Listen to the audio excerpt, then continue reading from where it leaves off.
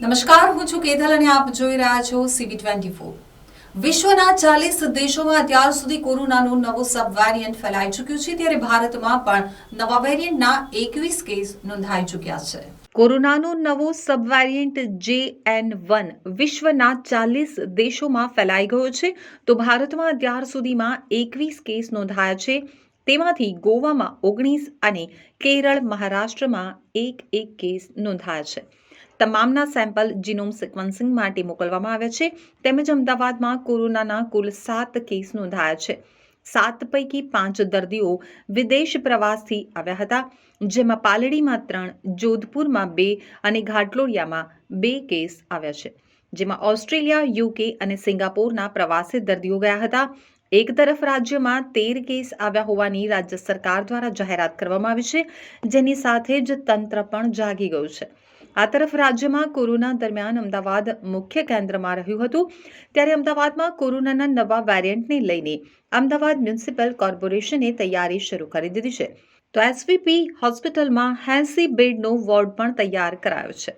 નીતિ આયોગના સભ્ય VK પૌલે બુધવારે જણાવ્યું હતું કે ભારતમાં છેલ્લા 2 સપ્તાહમાં કોરોનાને કારણે 16 લોકોના મોત થયા છે। જો કે આમાંના મોટાભાગના લોકો ડાયાબિટીસ અને હાર્ટની સમસ્યા જેવા અન્ય રોગોથી પણ પીડિત હતા। કેન્દ્રના જણાવ્યા અનુસાર દેશભરમાં કોરોનાના લગભગ 2300 એક્ટિવ કેસ છે, તેમાંથી 91 થી 92% લોકો ઘરે બેઠા સારવાર લઈ રહ્યા છે।